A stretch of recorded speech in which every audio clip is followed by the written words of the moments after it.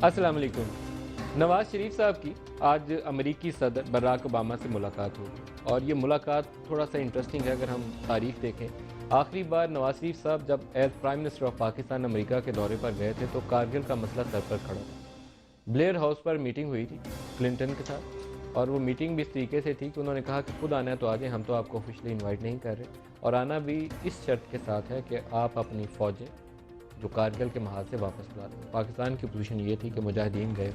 तो 14 साल बाद नवाज शरीफ साहब दोबारा वाइट हाउस जा रहे हैं और दोबारा फ़ौजों के इनखलाक पर बात होनी है, लेकिन इस दफ़ा अमरीकी फ़ौज है जो अफ़गानिस्तान से वापस जानी है, और उन्हें यकीन दहानी चाहिए, पाकिस्तान की सपोर्ट चाहिए कि एक पुरअमन इनखला उनका मुमकिन हो सके।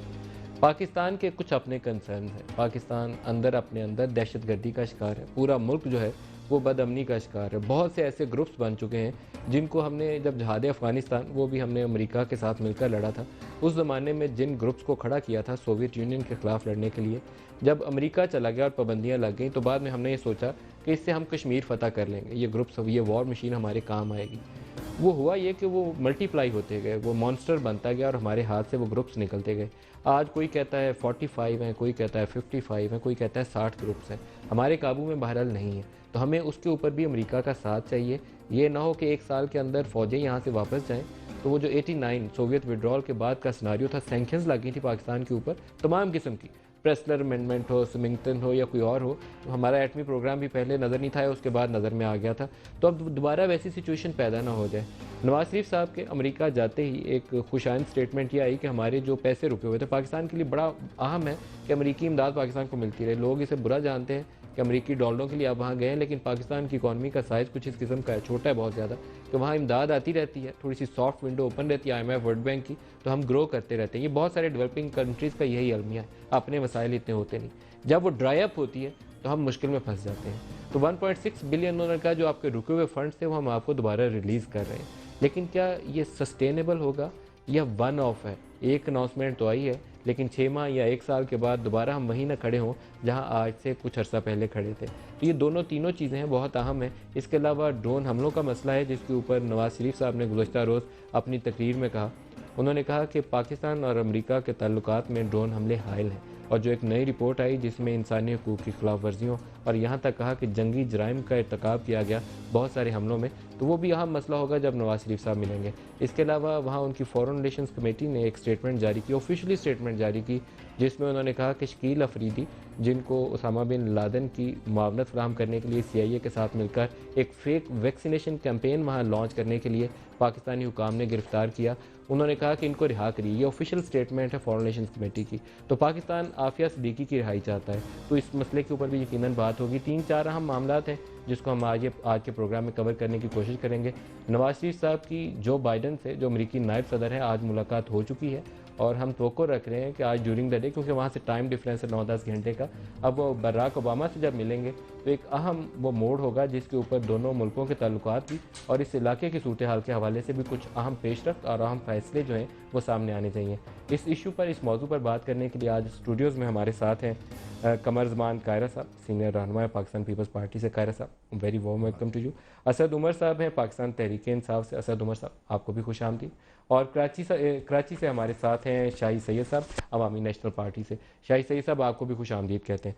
कायरा साहब, आप फरमाइएगा, आप तो वजारत में भी रहे और आपको वो मौका मिलता रहा होगा कि पाकिस्तान और अमेरिका के ताल्लुकात के दरमियान कुछ रखना अंदाज़ी चल जाती है। हर साल 6 महीने के बाद हम गर्मजोशी का इजहार कर रहे होते हैं, फिर साल एक के बाद हमारे यहाँ तनाव पैदा हो जाता है।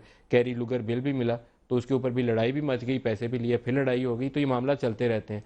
कैसे इसको बेहतर तरीके से हम आगे बढ़ा सकते हैं? बहुत शुक्रिया नदीम साहब। पाक अमरीका ताल्लुकात पाकिस्तान बनने से लेके आज तक इसमें बहुत सारे उतार चढ़ाव आए, और बिलाशुबा अमेरिका ने हमारी मदद भी बहुत की है, और हमारे ख़त्ते के अंदर एक आलमी ताकत के तौर पे उनका जो मदाखलत रही है, उनके जो इन्फ्लुएंस रहे हैं, उनकी जो ज़रूरतें हैं, उसके हवाले से भी बहरहाल बहुत सारी इंटरवेंशन उनकी रही हैं। हमारे खत्ते के अंदर पॉलिटिकली अमेरिका को जितना बुरा कहा जाए उतना शायद अच्छा गिना जाता है। पब्लिकली ये भी एक पॉपुलर पॉलिटिक्स है। अमेरिका को दुनिया में कोई, हमारे जो मजहबी रहनुमा हैं, तबकात हैं, वो उसको इस तरह पेंट भी करते हैं कि वो अमेरिका जो है वो आलम इस्लाम में इस्लाम मुखालिफ क़ुव्वतों के साथ है और इस्लाम के ख़िलाफ़ है, लिहाजा उसकी मुखालफत करना है इस्लाम शद, ये भी एक तसव्वुर है। तो इन सारी सूरत हालों में अमेरिका के साथ ताल्लुकात अहमियत भी बहुत रखते हैं। इस वक्त अफगानिस्तान के अंदर पाकिस्तान की आज जो सूरत हाल है, इसकी जिम्मेदारी भी किसी हद तक अमेरिका के, काफ़ी हद तक अमेरिका के ऊपर डाली जा सकती है, या महज़ब अक़वाम जो आज अपने आप को गिनती है। क्योंकि 79 में जब सोवियत यूनियन यहाँ आया था अफगानिस्तान में, तो ये जो जंग आज हम लड़ रहे हैं, कि जिस जंग का आगाज़ को हमारी अपनी मोहब्बत में नहीं हुआ था, वो भी एक आलमी ताकत थी जिसके जवाब में हम अपने आप को बचाते हुए इनके हाथों यरगमाल हुए थे। तब भी इन्होंने हमें बैटल फील्ड के तौर पर इस्तेमाल किया और हमारी सोसाइटी को बाकायदा कन्वर्ट किया था, पूरी सोसाइटी को। कायरा साहब, लेकिन हमें इसमें अपनी कोताहियों को नजरअंदाज नहीं करना चाहिए। देखिए, कोताहियां हमारी हैं, लीडरशिप की कोताहियां हैं। चॉइस से अपनी जमीन को और अपनी हमारी चॉइस रेडिकलाइज करने का चॉइस नहीं थी नदीम साहब, मेरा बहुत मुख्तलिफ है व्यू। हमारे पास, गरीब के पास या कमजोर के पास चॉइस नहीं होती। हमें यह कहा गया था 9/11 को भी, यू आर विद अस और यू आर विद देम, ये चॉइस का इशू नहीं होता। और आप एक तरफ आपके पास हिंदुस्तान बैठा है, दूसरी तरफ आप एक बड़ी आलमी ताकत के साथ मुखालफत ले लें, आपको ना इंटरनेशनल डोनर्स पैसे देते हैं। पाकिस्तान एक मुश्किल हालात में फंसा हुआ था उस वक्त भी, हमारे पास चॉइस नहीं थी। मैं ज़ियाउल हक का वकील नहीं हूं। इख्तिलाफ है जब आपने जहाद अफगानिस्तान किया था तो नेब्रास्का यूनिवर्सिटी से सिलेबस बनकर आता था कि एक रूसी को मारोगे तो जन्नत में जाओगे। देखिए, वो है टूल्स। अभी जनरल परवेज मुशर्रफ ने किया कि जो जंग अफगानिस्तान लड़ी जा सकती थी वो पाकिस्तान की सरजमीन पर है, क्योंकि उनका ख्याल था कि उनकी यूटिलिटी अमेरिका की नज़र में बढ़ जाएगी। तो ये वो कोताहियां हैं, खामियां जिसने हमारे घर में आग लगा दी। एक है उस जंग का हिस्सा बनना, ये प्रिंसिपल डिसीजन था जो उनकी मर्जी से हुआ। आगे उसके टूल्स हैं, उसके टूल्स में यकीनन उन्होंने आपके पूरी सोसाइटी को ट्रांसफॉर्म करना था ना, एक टॉलरेंट सोसाइटी को एक्सट्रीमिस्ट सोसाइटी बनाना था, ताकि वो एक मॉन्स्टर क्रिएट हो जो मजहब के नाम पर लड़ सके। उसके टूल्स क्या थे? यस, हमारा करिकुलम बदला गया, हमारा फिल्म ड्रामा हर चीज बदली गई, हमारी तो शायरी और पोएट्री हर चीज बदल दी उन्होंने पकड़ के। और आज पाकिस्तान जिन हालात का शिकार है, ये उसी के डांडे हैं सारे। और इसको सॉफ्ट करने के लिए हमें ना हम कुछ सोच रहे हैं और ना वो हमें सपोर्ट कर रहे हैं कि पाकिस्तान की एक लड़ाई जो तालिबान से लड़ी जा रही है वो अपनी जगह, लेकिन ये एक बड़ी लड़ाई है। But having said this, issue इस वक्त आज जो पाकिस्तानी वज़ीर आज़म अमेरिका गए हैं, हमारे लिए यकीनन अमेरिका के साथ ताल्लुकात भी और अमेरिका का दौरा भी बड़ी अहमियत का हमल हमेशा रहा है। लेकिन हमें, मैं समझता हूं कि बहुत बड़ी तवक्कुआत नहीं रखनी चाहिए। अमेरिका की इस वक्त ज़रूरतें कुछ हैं जिसको हम किसी हद तक जायज़ समझ रहे हैं या जायज़ उसको एवेल्यूएट कर रहे हैं, कुछ हम उसको ओवर भी समझ रहे हैं कि जी 2014 में निकल रहे हैं। कोई निकल तो रहा ही नहीं है, उनके चंद लोग जाएंगे और बाकी रह जाएंगे, ज्यादा जाएंगे थोड़े रह जाएंगे। सर ये कहा जा रहा है। अच्छा, मैं दोबारा आता हूँ, इस इश्यू के ऊपर मुझे सिर्फ छोटी सी बात कहनी है कि ये जो लोग, हमारा ख्याल है कि लोग जा रहे हैं, अमेरिका जा रहा है, यहाँ से अमेरिका जा नहीं रहा, उसके खासी बड़ी प्रेजेंस यहाँ पे है। 8-10 हज़ार तो कह रहे हैं ना, लेकिन वो असल में स्लैश डाउन होगा अभी हमें पता नहीं है फाइनली। कुछ लोगों का ख्याल यह है कि 20,000 के करीब, क्योंकि उनके 2 कंटोनमेंट्स उन्होंने बाकायदा अपने सेफ कंटोनमेंट्स बना लिए हैं। और इस खित्ते के अंदर अमेरिका अमन चाहता है या नहीं चाहता है, ये भी एक इशू है। पाकिस्तान का अपना एक एजेंडा है, उनका अपना एक एजेंडा है। अच्छा तुमर साहब, जब 9/11 हुआ तो हम एक तवील अरसे के सैंक्शंस के बाद दोबारा अमेरिका के करीब बन गए और फिर फ्रंट लाइन अलाई बन गए, जैसे जहाद अफगानिस्तान के दिनों में बने थे। तो 9/11 कमीशन की जो रिपोर्ट छपी, इतनी मोटी किताब है, एक लाइन उसकी जो है वो हमें सबको याद रखनी चाहिए थी, लेकिन हमने रखी नहीं। उन्होंने कहा, अमेरिका ने खुद कहा कि we have always treated Pakistan as an ally of convenience. फिर वो ट्रांजैक्शन बेस्ड रिलेशनशिप का जिक्र आ गया। हम उससे आगे आज भी नहीं बढ़े। आज 2013 में भी वही खड़े हैं। हम सोच रहे हैं कि आप हमारे एक्लूशन सपोर्ट फंड के पैसे दे दीजिए, आपने ये डिफेंस के पैसे रोके हुए थे वो रोक दे दीजिए, आपने इतने पैसे कैरी लूगर में वादा किया था वो सारे आए नहीं, तो $1.5 अरब हमारा रिलीज़ कर दीजिए। इससे आगे हमारी रिलेशनशिप नहीं है, क्या करना चाहिए? देखिए, पाकिस्तान की और अमेरिका की जो रिश्ता है उसको आप कुछ ऐसे देख सकते हैं कि जैसे एक 13-14 साल का बच्चा होता है और वो बिगड़ा हुआ बच्चा है, वो माँ बाप उसको टॉफ़ियाँ भी देते हैं या उसको कोई मैकडॉनल्ड्स में खाने के लिए भी भेजते हैं, डांटते भी हैं। 2 बराबर के एडल्ट्स, बराबर आप छोड़े लफ्ज़, एडल्ट्स की जो रिलेशनशिप है ना, वो उस रिलेशनशिप में ये ग्रो ही नहीं की हमारी। तो आप इसमें बिगड़ा हुआ बच्चा पाकिस्तान को कह रहे हैं? पाकिस्तान, हमारी रिलेशनशिप जो अमेरिका के साथ है, इसीलिए ये इतना इमोशन है इस रिलेशनशिप के अंदर। भाई दुनिया में इतने सारे और मुल्क हैं, ठीक है, आपका ट्रेडिंग पार्टनर है बहुत बड़ा, और वो आपकी एड वाला भी देते हैं, जिसको कहते हैं एड, वो देते हैं। मैं नहीं मानता उसको एड, लेकिन वो देते हैं। लेकिन जो रिलेशनशिप है ना, वो रिलेशनशिप जो है वो एक फैक्ट बेस्ड, बिल्कुल कोल्ड ब्लडेड, जैसे कि ममालिक के दरमियान होनी चाहिए। तो ममालिक के दरमियान ना दोस्तियां होती हैं, ना दुश्मनियां होती हैं, इंटरेस्ट बेस्ड रिलेशनशिप होती है। हमारा नहीं है ऐसा रिश्ता अमेरिका के साथ, ना शुरू से रहा है। मैं हमेशा जिम्मेदारी खुद कबूल करने में यकीन रखता हूँ। मेरे ख्याल में बुनियादी जो कमज़ोरी है और बुनियादी गलती हमारी है, अमेरिका ने उसका फ़ायदा उठाया जैसे अमेरिका को उठाना चाहिए। अमेरिका की तो जिम्मेदारी नहीं है ना कि पाकिस्तान के भले में जो हो, पाकिस्तान के फ़ायदे में हो, वो काम किया जाए। ये तो उनका काम नहीं है, ये तो हमारा काम है। अच्छा, ऐसे तो मतलब ये क्यों ये चीज़ है? U2 बड़े पुराना पीछे चले जाएं तो लाहौर से उठते रहे। मैं पहले समझता था आज तक कि पेशावर से उठते थे। अब मैंने वो एक रिपोर्ट पढ़ी, उन्होंने कहा नहीं, लाहौर से उठते थे, पेशावर का अड्डा तैयार नहीं था, पहले चॉइस वो थी। फिर आप जहाज अफगानिस्तान आ जाएं या सीटो सेंटो को छोड़ दें, ज़्यादा तारीख पुरानी हो जाएगी। फिर उसके बाद आप 9/11 के बाद वाली तारीख पे आ जाए। हम क्यों ये काम करते हैं? तीनों में कॉमन चीज़ें देखें क्या है। पैसे मिले और ये हमने जो सारा काम पाकिस्तान कर नहीं, दिया। वो तो है, लेकिन वो ट्रिगर क्या चीज़ बनी? आपका जो सिक्योरिटी स्टेट आपने पाकिस्तान को बना दिया ना, पाकिस्तान जो है वो वेलफेयर स्टेट बनने के बजाय एक सिक्योरिटी स्टेट बन गया। सिक्योरिटी स्टेट की कुछ रिक्वायरमेंट्स हैं, ये तीनों चीज़ें अगर आप देखें तो ये आपके सिक्योरिटी स्टेट के साथ लिंक्ड है। ये सिर्फ पैसे की बात नहीं थी। अब जनरल मुशर्रफ वाला भी जो केस है, ज़ियाउल हक वाला भी यही केस था, उसमें सिर्फ पैसे की बात नहीं थी, लेजिटिमेसी नहीं थी। तमाम दुनिया के अंदर आप इंटरनेशनल पराया बने हुए हैं और सडनली आपको एक लाइफलाइन फेंकी जाती है अमेरिका की तरफ से, आपके पास पैसा भी आ गया, आपको लेजिटिमेसी भी आ गई, आप वेस्टर्न वर्ल्ड के डार्लिंग भी बन गए। तो वो दोनों पहलू उसके अंदर आते हैं। मेरे ख्याल में पाकिस्तान में जितनी जमहूरियत जो है वो डीपन होती चली जाएगी, जितनी हमारे यहाँ जमहूरियत जो है मजबूत होगी और मैच्योर होगी, दोनों चीज़ें होंगी, आपको पाकिस्तान और अमेरिका का रिश्ता भी बदलता हुआ नजर आएगा। शाहिद सैयद साहब, आप फरमाइएगा, ये जो जंगें हैं इस इलाके में, ये हमें अमेरिका के करीब ले आती हैं। उसके बाद पता चलता है कि नहीं हमारे ताल्लुकात सस्टेनेबल थे ही नहीं, सिर्फ उस अरसे के लिए थे जब एक फॉरेन पॉलिसी गोल्स अमेरिका ने परसू करने थे। उसके बाद हम वहीं खड़े होते हैं, उस अरसे में हमें कुछ डॉलर्स भी आ जाते हैं, F-16 जहाज़ भी आ जाते हैं, लेकिन हमारा बनता फिर भी कुछ नहीं। फिर हम मुश्किल में खड़े होते हैं, फिर किसी और तरफ देख रहे होते हैं। इसको कैसे बेहतर कर, कैसे लॉन्ग टर्म बनाएं, वो जो हमारी इज्जत हमारे मफाद के मुताबिक हो। नदीम मलिक साहब, सबसे पहले जो साथ बैठे हैं उनको भी सलाम करता हूँ, आपकी तरफ से जो भी सुने सबको मैं पहले सलाम पेश करता हूँ। हमारी पार्टी अल्हम्दुलिल्लाह मैं प्राउड महसूस करता हूँ, फ़ख्र महसूस करता हूँ कि आज़ाद बादशाह खान साहब ने उस वक्त, जिस वक्त ये रशिया को कहते हैं कि रशिया और अमेरिका का वार था, जिसमें उसने उस वक्त कहा कि जिहाद नहीं पसंद है। अल्हम्दुलिल्लाह हमारे बड़ों ने जो बातें की वो आज दुनिया मान रहे। उस वक्त तो किसी ने भी नहीं माना, उस वक्त तो सब ने कहा कि ये रशिया के एजेंट है, इंडिया के एजेंट है। बदकिस्मती है कि आज वही मुँह, वही लोग, वही शक्लें, उनके बच्चे अब आज हमें अमेरिका का एजेंट कहते हैं। हम बदकिस्मत ऐसे कि जैसे पाकिस्तान आज़ाद हुआ, तो अगर आप देखा जाए और तारीख उस वक्त देखा, चूँकि हमारे पैदाइश से पहले की बात है, लेकिन जो हम सुनते हैं तो पाकिस्तान की तरजीहात बजाय इसकी कि अपने रशिया पड़ोस में था उधर जाता, इंडिया तो चला गया पड़ोस में रशिया की तरफ। हमारा जो पहला फर्स्ट दौरा था लियाकत अली खान का, वो भी अमेरिका का हुआ था, वो भी एक साजिश था। हम दूर तो बड़े दूर के बाद जो डोल सुहाने होते हैं उनको बड़े गौर से सुनते हैं। पड़ोस में हमारे ताल्लुकात, आपको चाहे वो इंडिया के हो चाहे अफगानिस्तान को, आपने कभी उस पर तवज्जो नहीं दिया। गलत पॉलिसियों की वजह से आज हम इस निहत पे पहुंच गए दुनिया के सामने। हम एक देश, आपने कहा कि पहला दौरा अमेरिका का उन्होंने करना पसंद किया। जब जनरल अयूब ने इक़्तिदार पर कब्जा किया तो उन्होंने भी अमेरिका का रुख इख्तियार किया।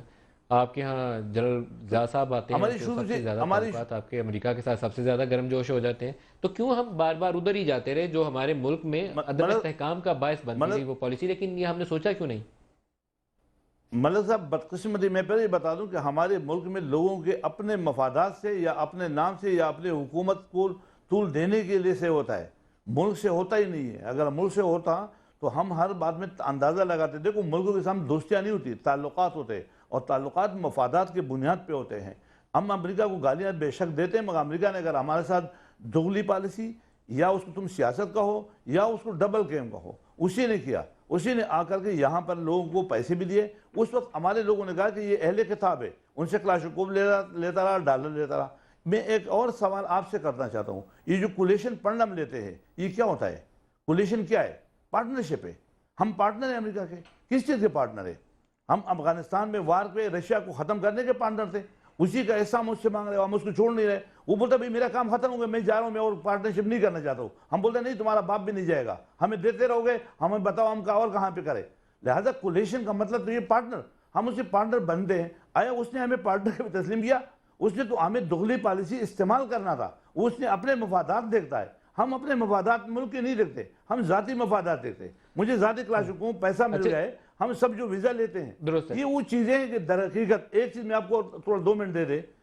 मैं एक इसकी जो तबाही थी, इस तबाही की असल अमेरिका था, उनको ज़रूरत थी रशिया को ख़त्म करना। ज़रूरत किसका था? अमेरिका का था। उसका टूल कौन बना? हमारी इस्टेब्लिशमेंट और हमारे उलमाए सू। अब वो लोग जो इस्तेमाल हुए, अब आज अल्हम्दुलिल्लाह अच्छी बात है कि जो अभी काकुल में जो स्पीच हुआ था जनरल साहब का, कयानी साहब, उसने कहा कि गलतियां हुई है। मैं बोलता हूँ कि तीनों पार्टनर थे, तीनों पार्टनर में इस्टेब्लिशमेंट ने तो फिर भी माना। हमारे उलमाए सू कहाँ खड़े हुए, वो आज क्या कहते हैं? और अमेरिका अपनी गलती को क्यों तस्लीम नहीं करता? वो अगर उसने हमें यूं इस्तेमाल किया तो कम से कम हमें इस गन से निकाल तो दे, हमें कुछ ना दे, शाहिद हमें सैयद कुछ साहब, नहीं चाहिए, हम बिक नहीं हमें चाहिए। सबसे पहले मगर हमें तो गन में अपनी क्यों छोड़ा? गलती का खुद एहसास होना चाहिए। हाँ, मैं कायरा साहब आपसे पूछना चाहता हूँ, हमारा कौमी मुफाद है क्या? इसका तयन कौन करेगा? जनरल कर सकते, क्योंकि उन्हें अपनी वर्दी बनवाना होती है, वो जो कुछ करें वो कौमी मुफाद कहते हैं। जनरल मुशर्रफ भी नहीं कर सकते, उन्हें भी अपनी वर्दी बनवानी थी, जो अमेरिका ने कहा वो कर गुजरे। लेकिन उसके बाद सिविलियंस के पास तो मौका था, वो डिटरमिन करते हैं हमारा कौमी मुफाद क्या है। नदीम साहब, छोटा सा एक जुमला सिर्फ कहना है, ये बड़ा कंट्रोवर्शियल सा हो जाता है, लेकिन अगर आप अमेरिका के इन्फ्लुएंस को और पाकिस्तान के अमेरिका की तरफ झुकाव को अगर बहुत गौर से देखना हो तो इसको पाकिस्तान बनने से पहले की थोड़ी हिस्ट्री देखिए। पाकिस्तान बनाने में भी उन्होंने एक अपना रोल अदा किया था और पाकिस्तान बनाने में उनका भी एक अपना खास मकसद था। हमारी तहरीक अपनी जगह थी और ये बड़ी खौफनाक हिस्ट्री है हमारे लिए, बड़ी तलखियाँ हैं इसमें, अगर हम इसको देख सकें और सब्र के साथ पढ़ सकें तो। और एक तरफ हमने, क्योंकि वो तो 71 में भी था, वो सर देखिए वो कुफर का निज़ाम था ना, रूस की तरफ हम जाते नहीं थे, और हम इस्लामिस्ट जो बहुत सारी कंट्रोवर्सीज उसमें मैं नहीं जाना चाहता, लेकिन ये बात दुरुस्त है कि इस खित्ते के अंदर जब ये दो मुल्क बन रहे थे उस वक्त भी अमेरिका का इन्फ्लुएंस भी था और इंटरेस्ट भी मौजूद था बरतानिया के साथ मिलके उन्होंने जो कुछ किया था, उसके डांडे बहुत लंबे हैं। सवाल यह है कि हमने क्यों अपना कौमी मुफाद बड़ा सिंपल है, पाकिस्तान का फायदा किसमें? यही कौमी मुफाद है ना जी, इसके अलावा तो कौमी मुफाद कुछ नहीं है। और पाकिस्तान का फायदा डिटरमिन कौन करेगा? पार्लियामान। अब वो लोगों के चुने हुए नुमाइंदे, हमने वो नुमाइंदे चुनने का प्रोसेस भी नहीं शुरू होने दिया। हमारे यहाँ जनरल अयूब, बल्कि उससे भी पहले, मैं जनरल अयूब से भी पहले कहूँगा, जनरल अयूब से भी पहले हमारे यहाँ कायद-ए-आज़म के बाद, लियाकत अली खान के बाद जो क़यादतें आती रही, हम तो तमाशा लगा के बैठ गए ना जी। हमने पाकिस्तान को उस रास्ते पर चलने ही नहीं दिया। रही बात कि जी अयूब खान नहीं कर सके, ज़ियाउल हक नहीं कर सके, जनरल मुशर्रफ नहीं कर सके, पॉलिटिशियंस को कर लेना चाहिए था। पॉलिटिशियंस ने एक बुनियाद डाली थी। 1970 में इस मुल्क के अंदर एक पार्लियामान मुंतखब हुई जिसने फैसले करने शुरू किए। 77 में हमने क्या कर दिया उसका? उसके बाद पहली दफा 2008 में आके एक ऐसा इलेक्शन हुआ जिसमें एक ऐसी पार्लियामान आई जिसमें सारी जमातों ने इकट्ठे होकर कुछ फैसले करने शुरू किए। वरना इससे पहले तो एस्टेब्लिशमेंट की बनाई हुई पार्लियामान आती थी, एक तरफ अगर लोग मुखालफत में खड़े भी होते थे तो मेजोरिटी में तो वो लड़ाइयाँ लड़ा रहे होते थे और बहुत सारे पॉलिटिशियंस उनके पपेट के तौर पे काम कर रहे होते थे। हम अपने अपने माइक्रो छोटे छोटे आप थे कह रहे इंटरेस्ट के हैं, ऊपर। आपका ख्याल है कि अब ऐसा मामला नहीं है? मैं तवक्को कर रहा हूँ कि ऐसा नहीं होगा। अच्छा, तो हमें सब कुछ ना कुछ मेजोरिटी की तरफ जाना चाहिए। कौमी collective- मुफाद डिटरमिन्ड है। जो कलेक्टिव विजडम का तस्वुर है, जिसमें कहा जाता है कि अवाम के मुंतखब नुमाइंदे अवाम की फलाह को मद्देनज़र रखते हुए वो पॉलिसीज़ वज़ा करेंगे, वो हमें 60-65 साल में नज़र नहीं आई है। और अगर ये जो अब इन्होंने कहा कि वो जो इस्टेब्लिशमेंट का असर था या वो अमेरिका के पैसे लिए हुए यहाँ लोग कुछ ऐसी पॉलिसीज़ बना रहे थे, उनसे जान छूट चुकी है, जो कायरा साहब कह रहे हैं कि जान छूट चुकी हुई नहीं है। मैं कह रहा हूँ कि ग्रेजुअली, या थोड़ा सा पीछे हो गया। ने बड़ी अच्छी बात कही कि ग्रेजुअली डेमोक्रेसी आगे बढ़ रही है। जो ये स्ट्रेंथन होगी तो आप अपने इस कलेक्टिव विजडम को, तो या वो कलेक्टिव डिसीजन मेकिंग की तरफ जो आएंगे। खारजा पॉलिसी हो या दाखिला पॉलिसी हो, हमें इस्तेहकाम की जानब ले जा सकें, वो तब्दीली हमें क्यों नहीं नजर आई? अच्छा, पोस्ट मुशर्रफ सिनेरियो ना, मुशर्रफ आप पिक्चर पे नहीं है। बिल्कुल आप सही कह रहे हैं कि अगर आप हमारी हकीकी पॉलिसीज़ देखें, जो फैसले असल में किए जा रहे हैं, तो उसमें कुछ शायद 19-20 का फ़र्क हो, कोई ख़ास उसके बाद फ़र्क हमें नज़र नहीं आ रहा। लेकिन एक चीज़ बड़ी मज़ेदार है, जो अवाम को बात कही जा रही है उसमें बहुत फ़र्क नज़र आ रहा होगा आपको। जो पोजीशन जो जनरल मुशर्रफ या एक इस्टेब्लिशमेंट की पोजीशन होती है कौम के सामने और जो एक अवामी नुमाइंदों की होती है, उसमें बहुत फ़र्क होता है। तो अब हम एक फेज से गुजर रहे हैं जहां उनको भी पता है अवाम क्या चाहते हैं, इसलिए कह वो ये रहे कि जो अवाम चाहते हैं, लेकिन एक लेगेसी, एक हिस्ट्री है। मैं अपनी जाती में अपनी पर्सनल बिल्कुल एनालिसिस की बुनियाद पे कह रहा हूँ, हो सकता है मैं बिल्कुल गलत हूँ। मुझे लगता ये था, बेनज़ीर भुट्टो को जब मैं देखता था तो मुझे लगता ये था कि उन्होंने अपने वालिद साहब के से कुछ सीखा, और उन्होंने सीखा ये कि यार अगर आप फौज को भी नाराज़ कर दें, अमेरिका को भी नाराज़ कर दें, तो आप नहीं बच सकते। तो जो पहली दफा आई वापस तो क्लियरली उन्होंने एक फैसला कर लिया था कि अमेरिका के साथ मैंने लड़ाई नहीं करनी, और वो कंसिस्टेंट रहा। उसके बाद वो दूसरी टर्म में जो आई तो उन्होंने फौज के साथ भी रिकंसिलिएशन कर ली थी। तो वो जो बैकग्राउंड है, वो जो हिस्ट्री है, वो ये अभी जो हमारी करंट लीडरशिप चल रही है, ये सारी वो है जिसने अमेरिका का भी इन्फ्लुएंस देखा हुआ है, कंट्रोल देखा हुआ है और एस्टैब्लिशमेंट का भी देखा हुआ है। ये इस मेरे ख्याल में ये इस जनरेशन से जब आगे जाएंगे ना, तो फिर आपको वाकई में बिल्कुल इंडिपेंडेंट थिंकिंग नजर आएगी उसके अंदर। एक मुझे ब्रेक लेनी है, लेकिन जो सिनेरियो आपने पेंट किया तो उसमें तो फिर अगले 25-30 साल तो चेंज नहीं नजर आती पाकिस्तान में। नहीं सर, इंशाल्लाह ताला नहीं, बेहतरी की तरफ इंशाल्लाह 4.5 साल में। ठीक कह रहे हैं असद, ठीक कह रहे हैं। बेहतरी की तरफ सफर शुरू है। एक पार्लियामान ने अपना काम किया, दूसरी काम कर रही है, अब इसको चलने तो देना। एक ब्रेक ले लेंगे, हमारे साथ रहिएगा।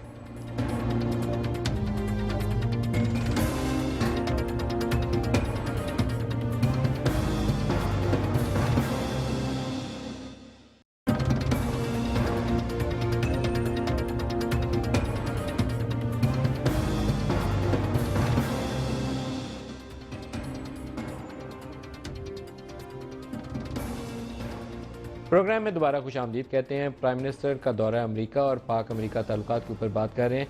शाही सैयद साहब, अभी जो खबरें छपी वहाँ अमेरिका से, कहा यह जा रहा है कि जो बाइडन से मुलाकात हो या जॉन कैरी से मुलाकात हो, कहा यह जाता है कि अमेरिका सबसे पहले ये पूछता है कि वहाँ पर जो बातचीत का अमल है तालिबान से और अमरीकी फ़ौजों का जो इनखला है, इसमें पाकिस्तान क्या रोल अदा कर सकता है। उनके प्रायोरिटी आइटम्स इस वक्त यही हैं, और अगर उससे थोड़ा सा वो नीचे आएँ तो वो डिस्कस करते हैं कि आपकी इंडियन बॉर्डर के ऊपर क्या सूरत हाल है, इंडिया के साथ कितना आप नॉर्मलाइज अपनी रिलेशनशिप को कर सकते हैं।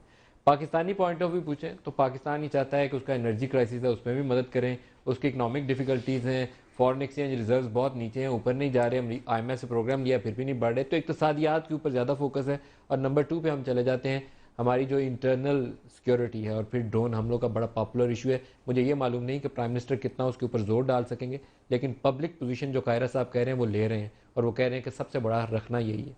तो ये दो मुख्तलिफ चीज़ें हैं। अमेरिका को इस वक्त अफ़गानिस्तान से सेफ एग्जिट चाहिए, पाकिस्तान को दाखिली इस्तेहकाम चाहिए और इकनॉमिक ग्रोथ चाहिए। कैसे इसमें तवाज़ुन आएगा शाही सैयद साहब? नदीम साहब, एक तो ये कि एक आदमी था, उसने बोला मैं हमेशा खुश रहता हूँ और मेरे खुशी की राज ये कि मैं किसी से तवक्को ही नहीं करता हूँ। एक तो हमें ज़्यादा तवक्कुआत जो इस वक्त मुल्क है ना कि ये होगा, आफिया सिद्दीकी से लेकर के और वो अफरीदी तक और सारे मसाइल के हाल और सब चीज़ों की तवक्को, एक तो इतनी बड़ी तवक्कुआत नहीं रखनी चाहिए। दूसरी बात है कि ज़ाहिर बात है ड्रोन हमले को सारी दुनिया भी कंडम करते हैं, हम भी कंडम करते हैं, वो गलत है। लेकिन अमेरिका को जो एक सवाल उठता है कि आपकी ज़मीन हमारे खिलाफ इस्तेमाल होती है, क्या उज़्बक, चीचन, ताजिक अगर इधर आएगा और दूसरे के घर में अगर आप पत्थर फेंकोगे तो पुल की तवक्को क्यों करते हो? कुछ हमने अपने अमाल को, कुछ अपने पॉलिसियों को भी देखना पड़ेगा और उसको भी करना पड़ेगा। दूसरे से अगर ज़्यादा तवक्को करेंगे तो वो हमारी सेहत के लिए अच्छा नहीं है। मैं ये समझता हूँ हमें अपने सेहत का ख्याल रखते हुए सबसे पहले अंदर जो हमारी काली बेड़े या जो इस तरह से जो मिस यूज़ हो रहा है या जो डबल गेम किया जाता है, आज वो दुनिया वो नहीं है। पहले ज़माने में आप तो सेटेलाइट सिस्टम में एक एक चीज़ की आपके सामने आती है, उनको अंदर वाले मामले का आपसे पूछ लूँ शाही सैयद साहब, अगर अंदर के हालात का आपसे पूछ लूँ, आज अभी पाकिस्तान ने शाम में 3 तंजीमें हैं, ईस्ट तुर्किस्तान इस्लामिक मूवमेंट है और 2 और हैं, जिनको चाइनीज़ दबाव के तहत हमने काल अदम करार दिया। हम बहुत सौ को पहले भी काल अदम करार दे चुके हैं, लेकिन पाकिस्तान की सरजमीन पर उनका वजूद है। मैं आपसे पूछना चाहूँगा, ANP ने पिछले 5 साल में बहुत कुछ गवाया भी है, और जहाँ खड़े हैं आप आज, आपकी सियासत ने एक पोजीशन ली, इलेक्शन में भी आपने मार खाई, और आपने बहुत सारे आपके लीडर जो थे वो इस अरसे में इस दुनिया में रह नहीं पाए क्योंकि उनको चुन के निशाना बनाया गया। मैं पब्लिकली चाहूँगा कि आज तीनों जमातों से पूछूँ, हमें क्या पोजीशन लेनी चाहिए? इन ग्रुप्स को बज़ोर ताकत हमें कुचल देना चाहिए, क्योंकि बातचीत से तो जिस दिन से बात की APC ने, उस दिन के बाद से धमाके ज़्यादा हो गए, कम नहीं हुए। तो हमें क्या पॉलिसी इख्तियार करनी चाहिए? मल्ला साहब, जो आपने अभी रिपीट किया, आज ही हमारा सूबाई सदर जो बलूचिस्तान का है उसको आज सुबह अगवा किया, किडनैप किया। हमारी अवामी नेशनल पार्टी की जो गुनाह है वो सिर्फ ये कि हम इन चीज़ को पाकिस्तान के लिए नासूर समझते, गलत समझते, और जिसकी सज़ा हमें मिल रही है। थोड़ी देर के लिए अगर आप ये समझे कि हमारी पार्टी आज अपनी पॉलिसी पे थोड़ा रिवाइज करके ये देखे कि भाई ठीक है, तालिब जाने, हुकूमत जाने, जो मजे का रहे, जो मुल्क लूट रहे, जो पैसे बना रहे वो जाने, उनका काम जाने, भाई तालिबान जो कर रहा है, अच्छा कर रहा है, बुरा कर रहा है, वो जाने। हम सिर्फ न्यूट्रल हो जाए ना तो हमारे गिरना और मरना और तबाही हमारी रुक जाएगी, हम घरों से बाहर आ जाएंगे, हम लोगों की जनाजों में चले जाएंगे, दुआओं में चले जाएंगे, और हम अपनी पार्टी को ऊपर ले आएंगे। हमारी पार्टी आज ऊपर आ जाएगी अगर हम थोड़ी सी दोगली पॉलिसी रखें। मैं ही समझता हूँ कि चाहे घर के अंदर हो, चाहे वो पार्टनरशिप कारोबार के अंदर हो, चाहे वो मुल्कों के अंदर हो, जो हम दोगली पॉलिसी जिसको हम सियासत कहते हैं, जिसको हम डबल गेम कहते हैं, ये नहीं होना चाहिए। सबसे पहले हमें जो बैंड लगाते हैं, आया वाकई वो बैंड हमने लगा करके उसको हमने कन्फर्म उस चीज को खत्म कर दिया। एक पे बैंड लगाते हैं, वही बंदा दूसरे नाम से आ जाता है, उस पे लगाते हैं तो तीसरे नाम से जाता है। हमें पता है उनके अकाउंट क्या है, उनको पैसे कौन दे रहे हैं, उनके सपोर्ट क्या करे, क्या ये बाहर मुल्कों से सपोर्ट नहीं आ रही है। तो ये सारी चीजों को हमें सबसे पहले, अगर हमें अपना मुल्क अजीज है, हमें अपना मजहब अजीज है, तो हमें दोगली पॉलिसी पे लानत फेंकनी पड़ेगी। जो करना है सच करना है, जिसमें बैंड लगाना है फिर बैंड कायरा होगा, साहब पूछें। अगर नहीं है तो नहीं है। कायरा साहब आप फरमाइएगा कि हमें क्या करना चाहिए, क्योंकि पीटीआई ने एक पोजीशन ली। अभी मैं असद उमर साहब से पूछूंगा, लेकिन पहले आपसे जानना चाहूंगा कि एपीसी के बाद एक लगता ही है कि हमने कोई पेशरफ्त की नहीं, वहीं खड़े हैं जहां एपीसी से पहले खड़े थे। इसलिए कि उसके जितने स्टेक होल्डर हैं वो सारे ये कह रहे हैं, अपोजिशन भी कह रही है, जिसमें पीटीआई शामिल है, इनकी जो गवर्नमेंट है वो भी ये कह रही है, इंटरनेशनल लोग भी आपसे ये कह रहे हैं, तालिबान भी ये कह रहे हैं कि गवर्नमेंट ने हमारे साथ कोई रब्ता ऐसा सच नहीं किया। और ये कोई हिडन मुज़ाकरात नहीं होने, कोई बैकडोर चैनल से नहीं होने, ये तो बाकायदा डिक्लेयर्ड मुज़ाकरात होंगे, जिसके लिए आप फॉर्मली आपको अलाउ किया गया है, सारी कौम ने आपको अलाउ किया है या कौमी क़यादत ने आपको अलाउ किया है। उसके लिए हमारी प्रेपरेशन नहीं है। मैं समझता हूँ कि इस वक्त जो गवर्नमेंट ने लाइन दी है मुज़ाकरात का रास्ता इख्तियार करने की, उसमें भी बड़ा अहम इशू आ गया है, जहाँ पे दौरा अमेरिका के दौरान पाकिस्तान के वज़ीर आज़म के लिए बहुत सारे उनका एजेंडा लिस्ट काफ़ी होगी, हमारे खिलाफ ही एक बहुत लंबा सारा एजेंडा मौजूद होगा, जो अमेरिकन हम पे काउंटर के तौर पे भी करेंगे और हमसे सवाल भी करेंगे या हमसे कुछ डिमांड्स भी करेंगे। बट इस वक्त पाकिस्तान को अगर स्टेबिलिटी की तरफ ले जाना अमेरिका का मकसूद है, पहली बात तो यह है कि मेरा ख्याल है अमेरिका इस रीजन से नहीं निकल रहा, पार्शली विड्रॉल होगा, उनकी प्रेजेंस यहाँ रहनी है। उनका स्ट्रेटेजिक इंटरेस्ट सिर्फ अफगानिस्तान की हद तक नहीं है, बहुत लंबा है और उस पर्सपेक्टिव में देखने की ज़रूरत है। ये कोई विड्रॉल नहीं होनी। दूसरी बात कि क्या वो वाकई कोई यहाँ पे लास्टिक पीस चाहते हैं, मेरा ख्याल है अभी नहीं, लेकिन इसको एक तरफ रख दीजिए। आपका ख्याल है कि लास्टिंग पीस अभी? मेरा ख्याल है अभी नहीं, अभी शायद उनकी पॉलिसी का ये हिस्सा नहीं है। हाँ, वो एक हद तक पीस चाहते हैं, लेकिन उसके लिए उनकी अपनी नुकसानात कम हो, लेकिन अभी स्टेबिलिटी उस कदर ना हो। शायद हो सकता है ये पर्सपेक्टिव हो अभी, क्योंकि खुल के इस पर बात नहीं हो रही, या टाइम अभी नहीं है। मैं सिर्फ ये समझता हूं कि इस वक्त पाकिस्तान के वजीर आजम को ड्रोन के ऊपर बात करनी है, यकीनन उन्होंने करनी है, और अमरीकियों को उनको ये सपोर्ट करनी चाहिए। अगर वो इस मामले को ख़त्म नहीं करते, ड्रोन अटैक ख़त्म नहीं करते, तो कम से कम इसको मुअत्तल करना चाहिए, इसलिए कि इससे पाकिस्तान की हुकूमत को, वज़ीर आज़म पाकिस्तान के हाथ मजबूत होंगे और वो ये बात तालिबान से कह सकते हैं कि जो तुम्हारा मुतालबा था वो मैंने पूरा करा लिया है, now let's sit down on the table और आके मेरे से बात करो। और अगर वो बात नहीं करते तो फिर वो सवात वाली सूरत हाल क्रिएट होने का इम्कान होगा कि अगर आपने उनके मुतालबात मान लिए, आपने अपना लोकल इंटरनल जो ऑपरेशन है वो भी रोक लिया, आपने ड्रोन अटैक भी मुअत्तल करा लिए, और फिर भी डायलॉग का प्रोसेस नहीं होता, तो फिर आप भी, मैं भी, असद भी, शाही सईद भी, हम सारे उनके गवर्नमेंट के साथ होंगे और फिर सवात वाली सूरत हाल क्रिएट होगी। तब आपकी अफवाज वो जंगें जीत सकती हैं।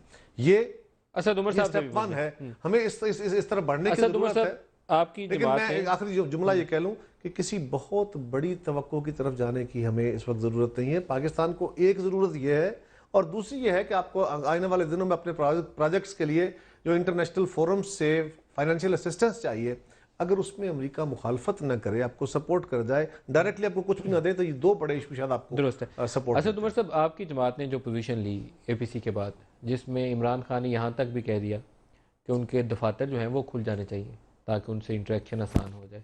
ये बात कहनी आसान है, लेकिन इसकी जो इम्प्लीकेशन है अगर वो सोचें, ख़ास तौर पर जब जनरल सना वाला वाक़या हो जाता है तो फजलुल्लाह की वीडियो भी मंजर आम पर आ जाती है, तो उसको पेशावर में दफ्तर खोल के आपने रखा हो, तो एज ए स्टेट आपकी जिम्मेदारी क्या बनती है वो मुझे भी मालूम है, आपको भी मालूम है। तो आपको लगता नहीं है कि आपकी जमात थोड़ी सी लाइन से हट गई है? देखें, एक तो पहली बात तो दरअसल फैक्ट्स को जो है दोबारा से दोहराते हैं, ठीक है जी। पहली बात ये है कि एपीसी के अंदर ना एपीसी कॉल की थी पीटीआई ने, ना उसकी रेजोल्यूशन पीटीआई ने लिखी, ना सिर्फ वो पीटीआई ने साइन की। हुकूमत, वफाकी हुकूमत ने कॉल की थी एपीसी, हम पे इल्जाम लगा था कि हमारी वजह से एपीसी डिले हो रही है, अगर आपको याद नहीं हो। उस हिस्ट्री में मत गए, लेकिन ठीक जो है, भी उसकी मैं- रेजोल्यूशन थी वो नहीं, नहीं, कंसेंसस रेजोल्यूशन थी उसके ना, बाद कि तो बातचीत से हम करेंगे। सब ने साइन किया, पीटीआई ने भी साइन किया। पीटीआई का मौकफ इलेक्शन से पहले भी ये था, मुज़ाकरात के थ्रू हल ढूंढने की दफ्तर जरूरत है। खोलना। ठीक है जी, अब वो जरूरत है। अब आप आ गए, साइन हुआ, और उसके बाद एक दहशतगर्दी का हमला, दूसरा दहशतगर्दी का हमला, तीसरा दहशतगर्दी का हमला। उसमें दो चीजें हैं देखने के लिए। एक तो ये कि अगर दहशतगर्दी शुरू हुई होती एपीसी के रेजोल्यूशन के बाद, तो आप एक नई सिचुएशन से आप क्वेश्चन डिफेक्ट कर रहे हैं, लेकिन दफ्तर खोलना क्या एक रैशनल अप्रोच है? आप बिकॉज मैं इसलिए बोल रहा हूँ कि दफ्तर को स्पेसिफिकली एज अ स्टेप, मेरे ख्याल में बहुत, मेरे व्यूज इस पे वेल नोन है, लेकिन उसको वेल नोन क्या है? ओवर नोन मैं चाहूंगा मैं मुझे बता भी इस दूंगा, प्रोग्राम के मैं बता साथ दूंगा, लेकिन मैं अपने पूरे तनाजुर में बताऊंगा ना। जैसे आप चाहते हैं वैसे नहीं बताऊंगा। असल एक छोटा सा सवाल ये है, एपीसी में यकीनन बाकी मेरी जमात में इसमें शामिल थी, सारी जमातें शामिल थी, ये फरमाइए एपीसी में एक आपकी डिमांड स्पेसिफिक थी, जो सिर्फ आपकी डिमांड मीट हुई, वो ये थी कि प्राइम मिनिस्टर और आर्मी चीफ के साथ मेरी सेपरेट मीटिंग कराई जाए, सो दैट मैं देख सकूं कि आपकी क्या मजबूरियां जो काम के सामने नहीं रखी जा रही। इसलिए आप उसमें एक एडेड पोजीशन लेके बैठे थे, आप सिंपल पोजीशन में नहीं थे। उस ब्रीफिंग के बाद एपीसी यस, उसके बाद एपीसी स्टार्ट हुई थी, लिहाजा आपको एक एज उसमें हासिल था, आपकी डिमांड पूरी हुई थी। नहीं, मतलब मैं समझा नहीं उसका उस एपीसी की रेजोल्यूशन से क्या डायरेक्टली ताल्लुक है। हम तो सिर्फ ये रेजोल्यूशन पे तो हम सिर्फ ये कहना चाहते थे, देखें जो बाकी पार्टीज हैं वो ये अभी जो मेजर पार्टीज हैं, मैं इन पे बाद में क्रिटिसिज्म करूंगा, मैं लेकिन क्रिटिसाइज आपकी नहीं कर जमात जो रहा, है, मैं क्रिटिसाइज नहीं कर रहा, मैं तो ये कह रहा हूँ आपकी जमात कहती है बातचीत करनी चाहिए। जब मैं ये सवाल करता हूँ कि चर्च के ऊपर अटैक हो जाता है, सही, जनरल मैं सलाह उसी को का शहीद किया जवाब जाता है। जवाब देने की कोशिश कर रहा था, जिस वक्त आपने मुझे इंटरप्ट कर दिया। और आप जवाब मत दो, आप मुझे सिर्फ ऑफिस की बात करो, मैं पूरा जवाब अगर आप आपको ये दे दूं। तजवीज़ देते हैं कि उनका दफ्तर खोल दें इंटरनेट के लिए। मैं अगर आप इतनी देर आप इंटरप्ट ना किया तो अभी तक जवाब मिल चुका होता। जी।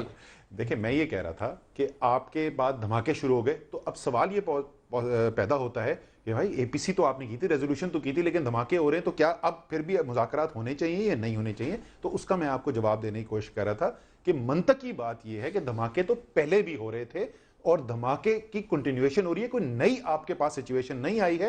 और इसलिए अगर वफाकी हुकूमत जो है उसके पास मैंडेट है मुज़ाकरात का, तो वो मुज़ाकरात उसको करने चाहिए। ठीक है जी, मेरा ये राय है। दफ्तर वाला इशू अभी अच्छा, अब आ जाए दफ्तर के ऊपर। अब सिर्फ सवाल ये है कि दफ्तर को आपने जो इंप्लीकेशंस की बात की, मेरे ख्याल में आप ओवर रीड कर रहे हैं उन इंप्लीकेशंस की। सवाल बहुत सिंपल है, सवाल ये है कि कोई स्ट्रक्चर होना चाहिए मुज़ाकरात करने का, और कोई एक ट्रांसपेरेंट तरीका होना चाहिए जिसकी बुनियाद के ऊपर ये पता चले किसके साथ मुज़ाकरात हो रहे हैं, क्या मुज़ाकरात हो रहे हैं। मेरे ख्याल में बनना चाहिए। नहीं, मेरे आप सपोर्ट करते हैं? नहीं, मेरे ख्याल, मेरी पार्टी की पोजीशन ये है कि तालिबान का ऑफिस होना चाहिए। मेरे ख्याल में मुझे एक वो सवाल ऑफिस करने दे, खोलना छोटा सा। उसका बेहतरीन हल नहीं है, ठीक है ना। उसके और भी जराए हैं, क्योंकि जिस तरीके से आप कह रहे हैं कि उसकी और मुज़मरात होते हैं, राइट। लेकिन मेरी पार्टी की ओपिनियन ये है, ओवरवेलमिंग पार्टी की जी जी, शाही सही साहब, प्लीज गो अहेड। उसके अंदर दफ्तर होना चाहिए। मेरा असल सवाल, अब मैं बोल रहा हूं, सवाल असल सवाल जो है ना, साहब से पूछा, मैं मैं सिर्फ दोबारा कंप्लीट आपकी तरफ कर आऊंगा। मैं सिर्फ कंप्लीट वो कर आप रहा इसे हूं। सवाल पूछ रहे हैं। असल सवाल जो है वो ये नहीं है दफ्तर खुलना चाहिए नहीं खुलना चाहिए, असल सवाल ये है मुज़ाकरात के जरिए हल ढूंढना चाहिए या नहीं ढूंढना चाहिए। शाही सही साहब, आप अपनी बात करिए, फिर मैं दोबारा आता हूँ सर साहब की तरफ।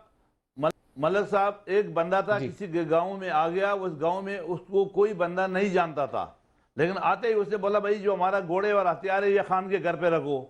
मेरा सवाल बहुत मुअद्दिबाना आजिज़ाना साहब असद उमर साहब से कि उनको दफ्तर देने का आया, उन लोगों ने, तालिबान ने खुद डिमांड किया, इनसे कोई रब्ता हुआ कि हमें दफ्तर दे ताकि हम बात करें, या ये खुद अपनी मदद आप ये खुद उनको देना चाहते हैं? आया वो लोग कबूल करेंगे? ऐसी कोई बात है उनकी, इनके पास कोई ऐसा रब्ता है कि वो ऑफिस को दे दे और वो कबूल कर ले? ऐसा कुछ रब्ता है? नहीं, हमारा कोई रब्ता नहीं है उनके साथ, और आपको पता है उनका स्टेटमेंट आ गया था, वो उन्होंने कहा जी थैंक यू नो मच, हम थैंक यू वेरी मच, हमें नहीं चाहिए। एक एडिशनल बात और भी साहब, कमरजमान का अब ये सवाल तो खत्म, ये अब आगे बढ़ो, आगे बढ़ो, इस बात को खत्म 40 करो। ग्रुप से सही है साहब, हम कह रहे हैं 40-50 ग्रुप से किस किस को दफ्तर खोल के देंगे? और आपके एजेंसीज को ये पता है। मैंने बहुत अरसा पहले ये बात कही थी कि अगर इमरान खान साहब समझते हैं, मौलाना फजलुर रहमान साहब समझते हैं, तो मियाँ साहब को चाहिए इन पे मुश्तमिल एक कमेटी बना दें और इन्हें ये कह दें कि हम आईने पाकिस्तान से बाहर नहीं जा सकते, आप जाइए मुज़ाकरात कीजिए with in ambit of the constitution, जो बात होती है वो प्रपोजल ले आइए एपीसी में, ये कुछ आगे तो बढ़े ना। ये मैंडेट साहब, लेकिन स्टेट की जो रिस्पांसिबिलिटी है, जिस दिन वो फजलुल्लाह आके ये क्लेम झंडा गाड़ता है कि मैंने जनरल सनाउल्लाह को शहीद किया है, क्रेडिट लिया ना उसने, वीडियो दी उसने, सर वो स्टेट की रिस्पांसिबिलिटी उस दिन से स्टार्ट हो जाती है। सर वो करने के बावजूद मैं इस बात के कायल हूं कि मुज़ाकरात फिर भी होने चाहिए। मैं अगर अब फजलुल्लाह से भी मैं इस पे कमेंट कर दूं, देखें मेरे इस पे सीरियस, मैं इस पे कमेंट कर दूं, देखें स्टेट सरेंडर करने वाली बात नहीं, एक पब्लिकली बंदा रिस्पांसिबिलिटी ऑन कर रहा है, मैंने जेएचयू को अटैक किया। नदीम को, वो आपके पोजीशंस को, वो तो कहते हैं कफार का निजाम है। ऑलरेडी लड़ रहे हैं, वो जंग, वो कहते हैं हम नहीं जंग ना, में। ये नदीम ये कोई नई डेवलपमेंट नहीं है, ये तो चल रहा है पिछले 12 साल से। आपने एपीसी जो की है इन धमाकों के बाद, इस दहशतगर्दी के बाद, इन कत्ल करने के बाद की है आपने During that एपीसी, भी हुआ है। कोई नई काम नहीं हुआ। दूसरी चीज मैं आपको बताऊं, देखें, एक अगर आप पाकिस्तानी की हैसियत से सोचें जिसमें पाकिस्तान का दर्द है, तो अगर कोई पाकिस्तान को नुकसान पहुंचा रहा है तो ये मंतकी बात है, फितरी बात है कि आप चाहेंगे कि आप उनके खिलाफ कोई एक्शन लें, उनका कला कुमा करें। ठीक है जी, ये बिल्कुल फितरी बात है। लेकिन जरा सा अपनी तारीख से के ऊपर नजर दोहरा लें और देखें कि क्या ताकत के इस्तेमाल से हमेशा हमें फवायद मिले हैं या नुकसानात बढ़े हैं। जिस वक्त मार्च 1971 के अंदर आर्मी ऑपरेशन लॉन्च किया गया था, उससे पहले ये पक्का गारंटीड हमारी रियासत को पता था कि इंडिया के ट्रेनिंग कैंप्स भी हैं, मुक्ति बानी ट्रेन हो रहे हैं, पाकिस्तान के ईस्ट पाकिस्तान के अंदर टेररिस्ट एक्टिविटीज कर रहे हैं, बिहारी पाकिस्तानियों का कत्ले आम किया जा रहा है। उसके बाद आर्मी ऑपरेशन लॉन्च किया असद उमर गया, साहब, भुट्टो साहब ये ने कहा तारीख तो हमें थैंक गॉड पता है। पाकिस्तान हैज बीन सेव्ड, और लेकिन आज एक आदमी मुझे बता दें जो समझता हो कि वो आर्मी ऑपरेशन सही था। ये तारीख तो हमें पता है, लेकिन ये तारीख हमें बलूचिस्तान में जो कुछ हो रहा है, सर, मैं अभी मैं उसके वाकया देखते हुए हमें तो पेश अगला नजर बलूचिस्तान रखनी पे आ रहा था, मैं अगला बलूचिस्तान पे आ रहा था। मैं- पंजाबियों को बस से निकाल के चुन के जिनको चुन के कत्ल मारे किया गए। जा रहा है। पॉलिटिकल सिस्टम आज भी कहता है कि पॉलिटिकल सोल्यूशन ढूंढ लो तो बेहतर है। कमर उस्मान साहब, देखिए, गुजारिश नदीम साहब ये है कि मज़ाकरात से कोई इख्तराज नहीं कर रहा। मज़ाकरात हमारे दौर में भी हमने कहा था, हमारा भी डायलॉग पहला इशू था। कोई दुनिया का बंदा आपको ये नहीं कहेगा कि मज़ाकरात का रास्ता इख्तियार ना किया जाए, लेकिन मज़ाकरात किससे, किस हद के अंदर। मैं तो ये बात भी कहता हूं कि जो आईने पाकिस्तान को नहीं मानता, आपका मुखालिफ है, आपको उससे भी बात करनी पड़ेगी। अगर आप कहें कि पहले आइन के एम्बेड में आओ फिर बात करेंगे, शायद इससे बात आगे नहीं पड़ेगी। आपको पहले बात करनी पड़ेगी, आपने एक्सेप्ट वो बात करनी है जो आइन के अंदर है। लेकिन सवाल सिर्फ इतना है नदीम साहब, आप उनके लिए जो सॉफ्ट कार्नर लेके बैठे हैं, आप अपनी उस पोजीशन को तो वाजे कर दीजिए। आप कह रहे हैं कि मुज़ाकरात करें, पहली बात किससे करें? आपने क्या मुज़ाकरात का रास्ता कोई खोला है? क्या आपके साथ कोई इनफॉर्मल उनके साथ कोई आपका चैनल मौजूद है? क्योंकि आपको किसी ने डिमांड की है ना।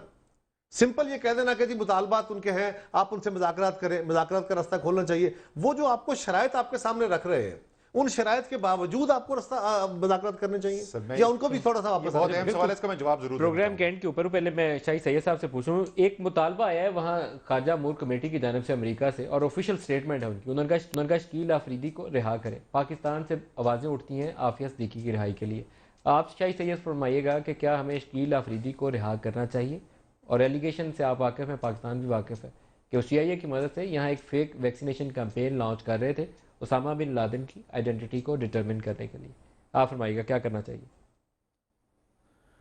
ये नदीम भाई देखो, जिन लोगों ने मुल्क के खिलाफ काम किया हुआ है उसको कैसे रहा कर दो? अगर उसने मुल्क के फायदे में काम किया हो, एक दहशतगर्द को गिरफ्तार किया हो, तो फिर तो अच्छा काम किया, उसको इनाम मिलना चाहिए। लेकिन किसी अच्छे मुल्क को या मुल्क के किसी बंदे को नुकसान दिया हो तो फिर गलत, उसको रहा नहीं होना चाहिए। ये तो सबसे पहले हमारी बदकिस्मत ये है कि हम इन लोगों को, जो बाहर दुनिया के लोग आके हमारे पास नर्सरी बना के बैठे हुए, हम इनको अच्छा समझते हैं या बुरा समझते हैं। अगर ये हमारे मुल्क के लिए अच्छे हैं तो फिर तो शकील ने बड़े गलत काम किया हुआ है। लेकिन अगर वो हमारे मुल्क में फसाद करवाना चाहते हैं, दहशतगर्दी करवाना चाहता है, हमें दुनिया के सामने धकेल रहा है, तो फिर तो उसने अच्छा काम किया है। दोनों रुखे दे करके हमें पैसे लेकर नहीं, लेकिन वो जो हम डबल गेम चला रहा है, वो डबल गेम मजीद नहीं चलेगा। दूसरी बात है, अभी ये लोग बात करेंगे अच्छा, दोनों से अब बात एक करें। एक शकील अफरीदी का मैं बड़ी एक- दुरुस्त एक बात कर शार्ट रहे हैं। सवाल भी शकील करूंगा। अफरीदी ने, जी आप कर ले जल्दी से, लास्ट मिनट है। मैं ये शकील कहता हूँ कि अफरीदी ये का बोले issue simple बात ये है। किससे करे? अच्छा, तो इनका जो बंदा, इसके बाद जो जुमात इस्लामी का बंदा बैठा हुआ है, सिराजुल हक पक्का तालिबान है, उनसे बात करे नहीं, ये इधर उधर क्यों जा रहे हैं? इमरान अच्छा, खान कमल को खान साहब, अगर आप मालूमात closing नहीं है तो क्लियर बता दे कि भाई मुझे सही पता है। नहीं है। अगर मालूमात है देखिए तो नदीम मनोवर साहब, हसन और गुजारिश सिराजुल है, हक शाही सैयद साहब माजरत और के मौलाना साथ, फजल रहमान ये खुद बात शाही करना सैयद की चाहते दुरुस्त है। हैं, समीउल हक बात करना डॉक्टर चाहते हैं, शकील बात का कर ले भाई, ये लोग है कसूर ना। ये है कि उसने एक गैर मुल्की स्पाई एजेंसी के साथ मिलके पाकिस्तान के अंदर स्पाइंग की है। स्टेट ऑफ पाकिस्तान के खिलाफ नहीं की है। एक ऐसा बंदा जिसको गवर्नमेंट ऑफ पाकिस्तान चाहती थी, जिसको हमारी ISI भी पकड़ना चाहती थी, अपेरेंटली तो यही है। अगर हम ये कह रहे हैं कि उसने एक ऐसा काम किया जिसने पाकिस्तान के किसी दोस्त को पकड़वा दिया, हम उसने पाकिस्तान के मफाद के खिलाफ काम किया, हाँ उसने पाकिस्तान के मफाद के खिलाफ तो शायद काम नहीं किया, क्योंकि वही काम हम भी कर रहे थे। हमारी एजेंसी ये कहती है कि हम कैपेबल नहीं थे, हम कर नहीं सके, वरना हमारी ड्यूटी भी वही थी। अगर CIA से वही पैसे लेकर मैं काम करना शुरू कर देते तो आपकी मेरे मतलब क्या राय ये होगी? नहीं कह रहा मैं आर्गुमेंट को और बिल्ड करने लगा हूं। इसी तरह आफिया सदीकी के खिलाफ उनके पास एक बहुत सारा मवाद मौजूद है और उनकी अपनी अदालत ने एक प्रोसेस के तहत उसको सजा दी हुई कायरा है। साहब, अगर आप ये कह रहे हैं run out of program time, यहाँ मुझे प्रोग्राम खत्म करना पड़ेगा। कमजमान कायरा साहब, असद उमर साहब, शाही सैयद साहब, बहुत शुक्रिया आज आप हमारे साथ रहे। आज के प्रोग्राम से इतना ही, इजाज़त दीजिए। खुदा हाफिज़।